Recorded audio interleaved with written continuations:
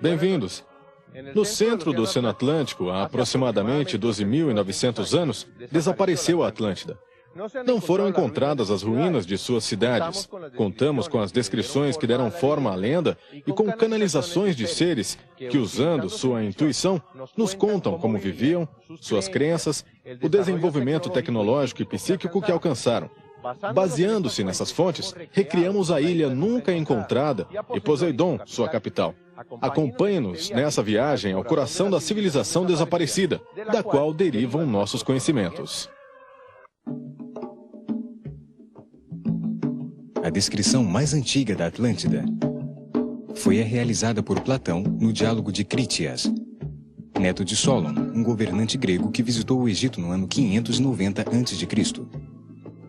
Recebeu as informações de sacerdotes egípcios.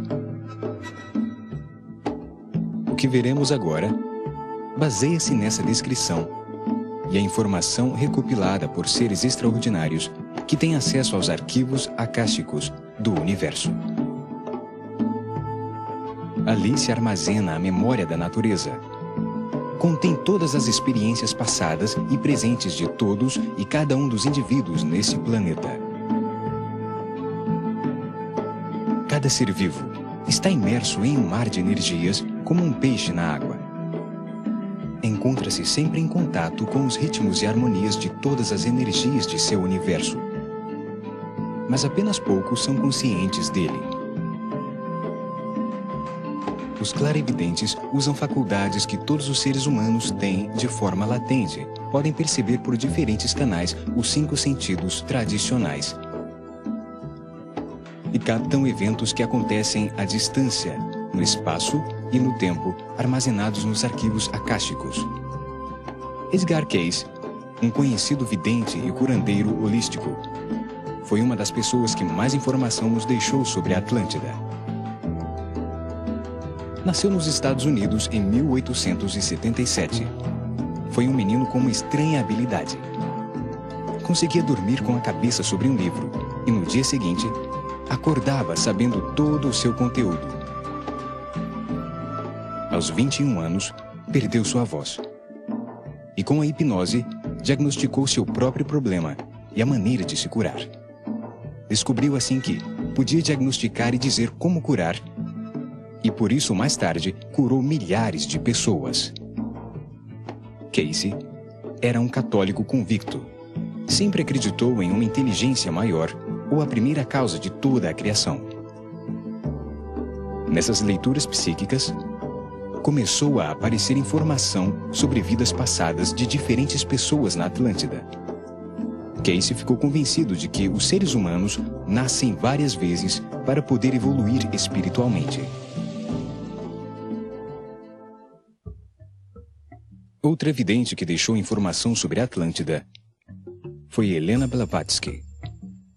Escreveu em 1877 Isis Sem Véu e a Doutrina Secreta, livros que falam do desenvolvimento da história da humanidade, desde o início em um estado pré-físico de ser, antes de tomar a forma de matéria.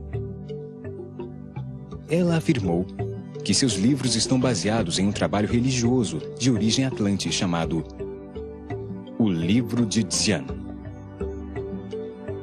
Situou uma cadeia de 10 ilhas na metade do Atlântico, onde disse que viveu a 4ª raça, o 4º estado de evolução da humanidade, até ter se afundado sob as águas do Atlântico há 12.900 anos. Outra fonte sobre a Atlântida é o livro Um Habitante de 2 Planetas, publicado em 1899, com informação canalizada por uma entidade que se chamava Philos, o tibetano. Tem a particularidade de descrever de maneira precisa tecnologias que naquele tempo ainda não tinham sido inventadas. Afirma que os espíritos dos homens que viveram na Atlântida começaram a voltar para a Terra desde o século XIX, em número suficiente para afetar o desenvolvimento tecnológico atual.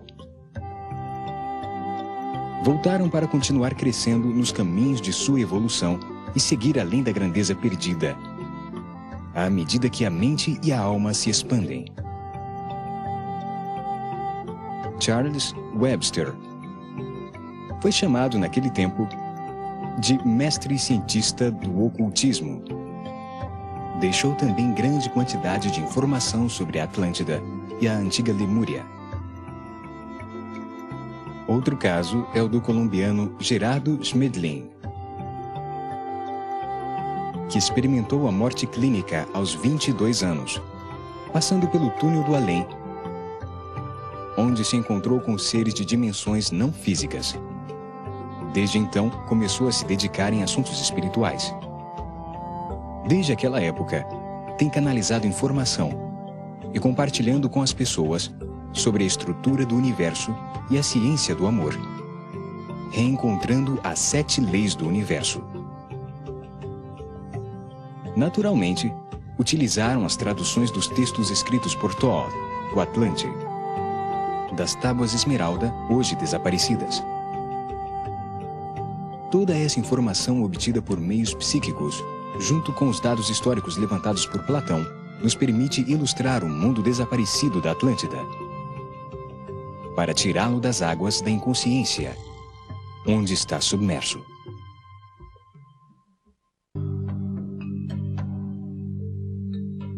Platão nos conta que no começo dos tempos, depois da vitória sobre os titãs, os 3 filhos de Cronos, Zeus, Hades e Poseidon, se dividiram e repartiram o mundo.